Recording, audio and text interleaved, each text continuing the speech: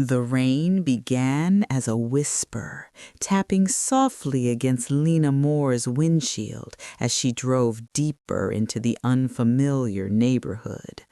By the time she turned onto Oakwood Drive, the sky had darkened into a heavy, suffocating blanket, and the rain had become a steady, cold downpour that blurred the world beyond the glass.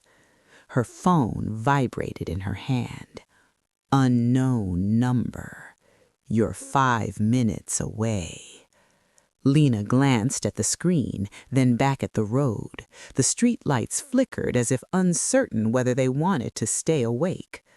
Oakwood Drive looked like a row of copied houses, all narrow, tall, and silent. No music, no voices, no movement, only the hum of rain and the whisper of tires on wet pavement. She swallowed. The message from earlier echoed in her mind. Urgent caregiver needed, private home, good pay, cash, come tonight. She had replied within seconds. Rent was overdue. Her bank balance was nearly empty. When the woman calling herself Mrs. Calder insisted Lena come immediately, something in her voice sounded desperate enough to be real. Now the desperation felt like it belonged to Lena. She slowed as she passed the numbers. 206, 208, 210. Her heart skipped. She checked the address again. 214 Oakwood Drive. She rolled forward. 212, 214. There it was. The house stood slightly darker than the rest, its porch light unlit, its windows covered by thick curtains. For a moment, Lena stayed in her car, the engine running, the rain drumming on the roof. She felt a strange pull to leave, the kind of quiet warning the body gives before the mind catches up. Her phone vibrated again. Unknown number. You're outside. How do you know that? She whispered. She turned off the engine and stepped into the rain. The air was colder than she expected, soaking through her jacket instantly. As she climbed the porch steps, she noticed something else. The front door was slightly open. She hesitated. "Hello?" she called. No response. She pushed the door. It opened without resistance. The smell inside was wrong. Old wood, dust, and something sharp beneath it, chemical like cleaning fluid that couldn't quite hide what it was covering. "Mrs. Calder?" Lena said, stepping inside. The hallway was narrow and empty. No pictures on the walls, no coat rack, no shoes. The house felt unfinished, like no one truly lived there. Behind her, the door closed with a soft click. Lena flinched. She turned the knob. Locked. Her phone vibrated in her palm. Unknown number. Good. You made it. Her breath caught. "Who is this?" she typed. The message didn't send immediately. The signal bar flickered. A sound came from upstairs. A single slow footstep. Lena's skin prickled. She stood frozen in the middle of the hallway, listening as another step followed, then another.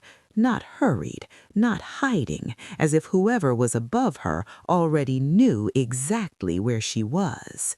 Her phone buzzed again. Unknown number.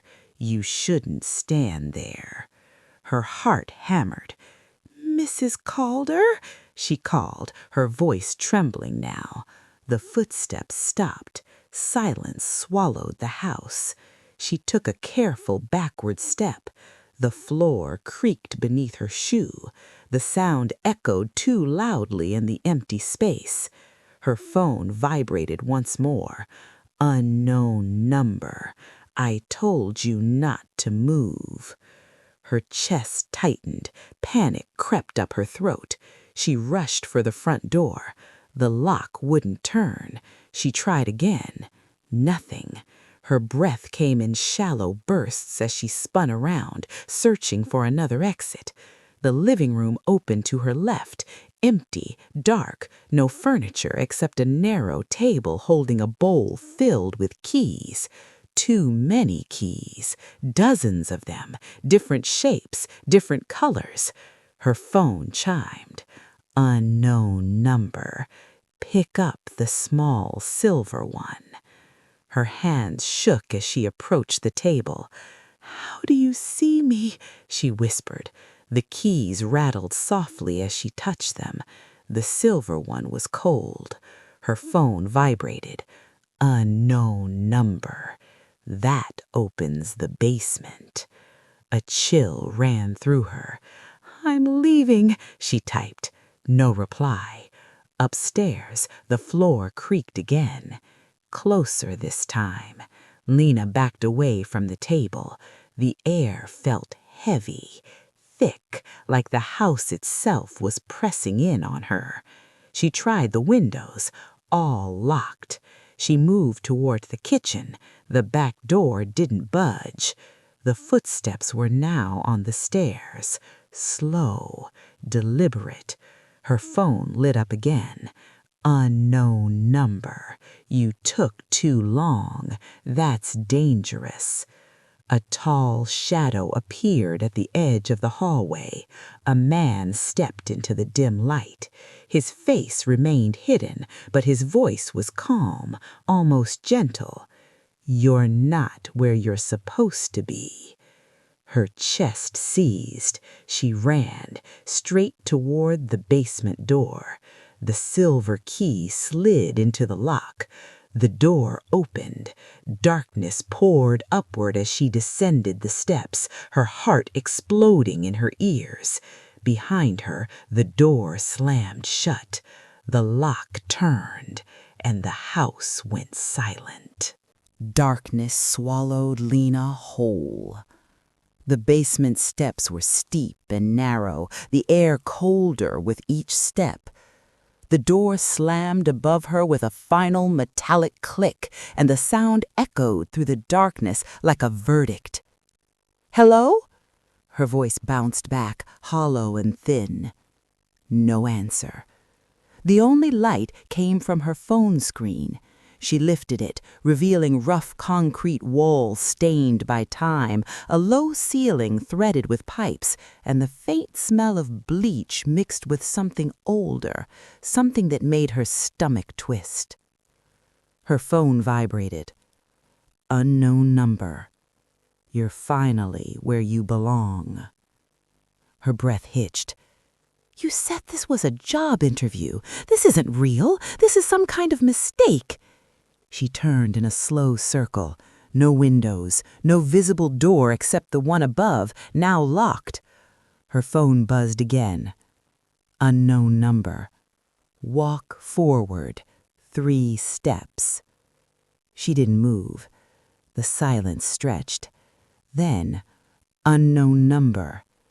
If you don't follow instructions, this becomes painful.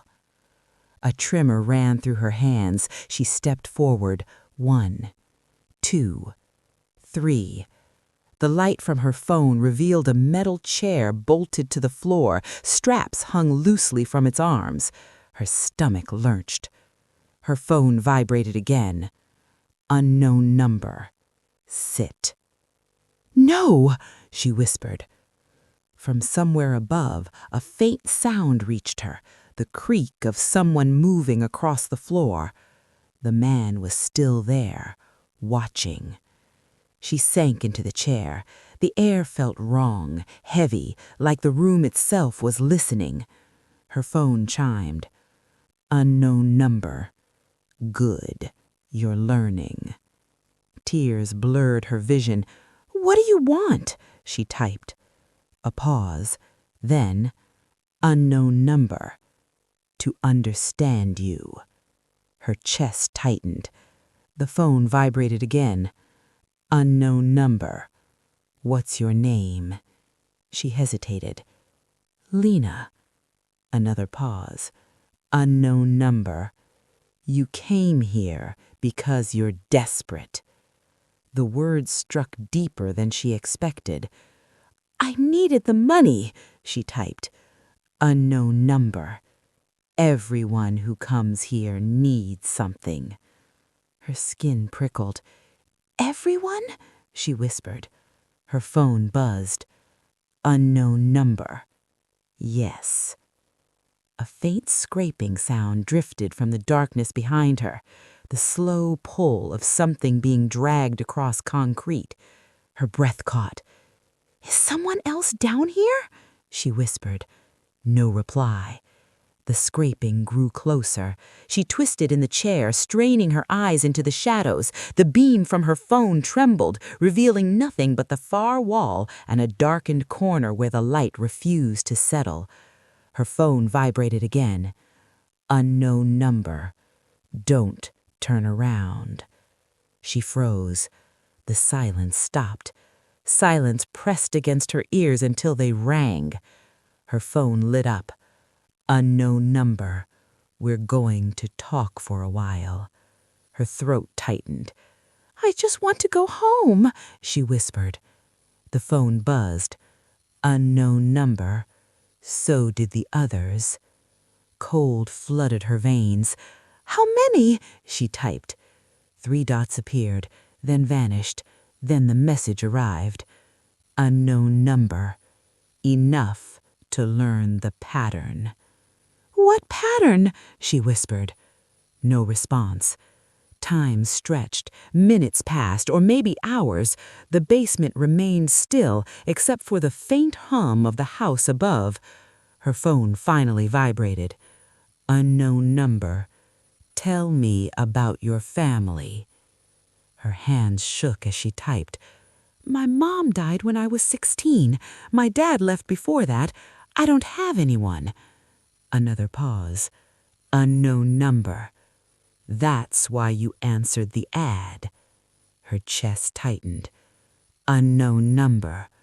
No one will come looking for you. The words crushed the air from her lungs.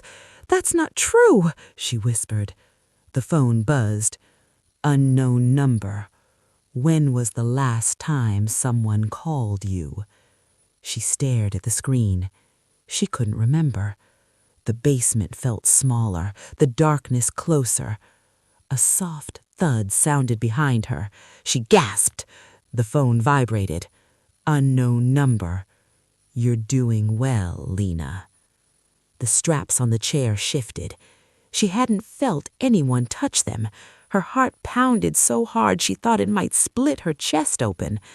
The phone buzzed again. Unknown number. When we're finished, you'll understand why you were chosen. Her vision blurred with tears. What happens when you're finished? She typed. The response came slowly. Unknown number. You stop needing anything. Her breath broke. The basement light flickered once, then died. Darkness rushed in. Her phone screen remained the only glow.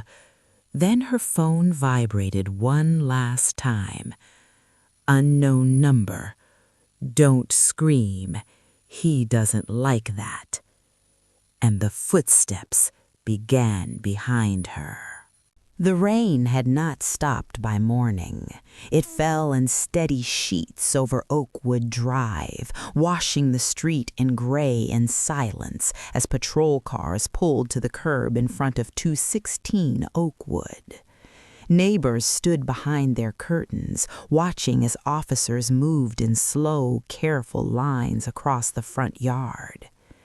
Inside one of those houses, Lena Moore's life had vanished. Detective Aaron Holloway stood beside Lena's car, staring through the rain-streaked windshield at the phone lying on the passenger seat.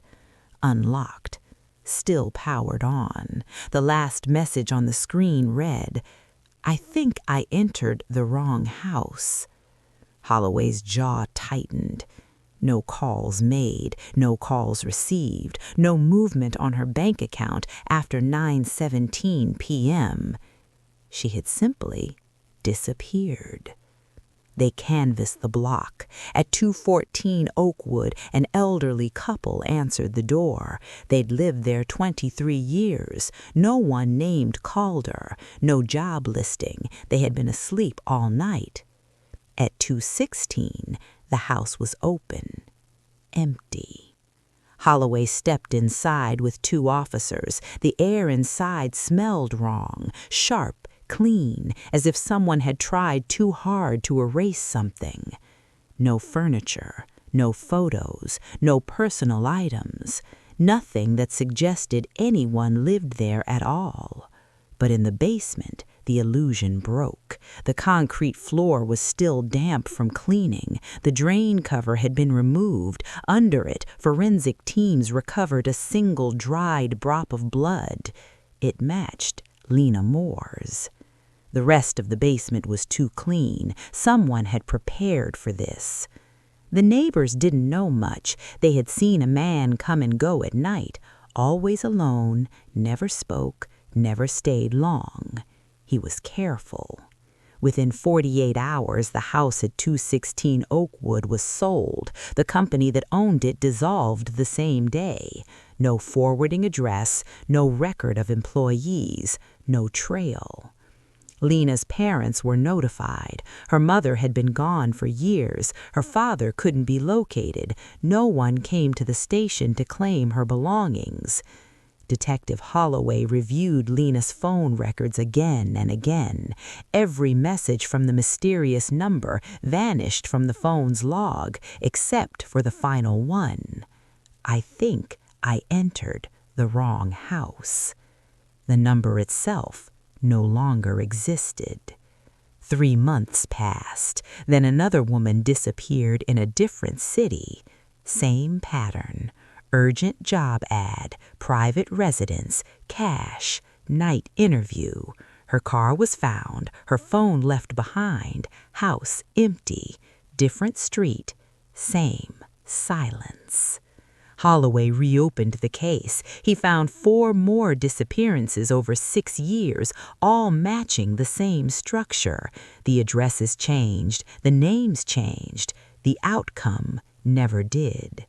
A pattern emerged. The victims were always alone, isolated, desperate. No close family, no strong ties, no one who would push hard enough to keep searching. Someone was selecting them carefully. Holloway never found the man. The case went cold, but Oakwood Drive never forgot. Years later, a new family moved into the house that once bore the number 216. They remodeled, painted, tried to make it normal. But sometimes at night, the mother heard sounds from the basement, soft scraping, like something being dragged across concrete. They moved out 6 months later. The house is empty again. The girl who walked inside it never came back. Lena Moore exists now only in case files, on cold screens, in the fading memory of a detective who still keeps her photo on his desk, and in one final message: "I think I entered the wrong house." 10 years passed. Oakwood Drive aged quietly, children grew, families moved, houses were repainted, remodeled, sold, and resold, yet the shadow of one name remained: Lena Moore, written in police files, whispered in late-night conversations, and remembered by one man who never let the case die. Detective Aaron Holloway retired with her photo still tucked into his notebook. He had spent years tracing every detail, every disappearance, every broken trail. He believed the man was still out there, patient, methodical, careful, shifting locations, changing faces, leaving nothing behind but absence. Then, one night, Holloway's phone rang. The caller ID displayed an unfamiliar number. The voice on the other end was shaking. "My sister answered a job ad. She was supposed to come home last night. She didn't." Holloway didn't ask where. He already knew. The house stood on a quiet street in a different city, the number freshly painted, the windows dark. The car was there, the phone was inside, unlocked. The final message on the screen: "I think I entered the wrong house." Holloway closed his eyes. The pattern had never stopped. They searched the house. Again, nothing. Too clean, too empty, a basement scrubbed within an inch of its life, one drop of blood under the drain. Same signature. The killer had grown bolder or simply more confident. That night, Holloway returned home and opened his old files. He spread photographs, maps, and reports across his table. Lines connected cities, years, victims. The addresses never repeated, but the timing did. Every 7 to 9 months, enough time for the world to forget the last girl before the next vanished. Someone was hunting hope. People who needed money, people who had nowhere else to go, people who wouldn't be missed fast enough. Holloway stared at the list of job ads recovered from victims' phones. Different names, same language, same urgency. One detail had always bothered him. The messages never came from the same number, but they were always active only once, disposable. Except for one, Lena's phone. Her mysterious number had remained active for 48 hours after she vanished, sending nothing, receiving nothing, simply existing. Holloway's had saved it. He typed it now. The phone rang. Once, twice, then stopped. No voicemail. But at 2:17 a.m., his phone vibrated. Unknown number. "You should have stopped looking." His breath caught. "Who are you?" he typed. 3 dots appeared, then disappeared. A minute passed. Another message came. "Unknown number. I choose the ones no one chooses." Holloway's pulse thundered. "Why?" The reply came slowly. "Unknown number, because they walk into the dark willingly." Holloway stared at the screen. "You killed them." A pause. "Unknown number. No, I erased them." The typing bubble vanished. Then one last message arrived. "Unknown number, and you're too late." The number disconnected. By morning, it no longer existed. Another woman disappeared 3 weeks later, then another, then another. The world barely noticed. New names replaced the old, new faces, new stories, the same ending, and always, always the same final message: "I think I entered the wrong house." Years later, a young woman named Rachel stood on a quiet porch, rain soaking her hair, phone glowing in her hand. Urgent caregiver needed, cash, immediate start. She hesitated. The door was unlocked. She stepped inside. Somewhere, a phone vibrated. The address would change again, and the house would keep waiting.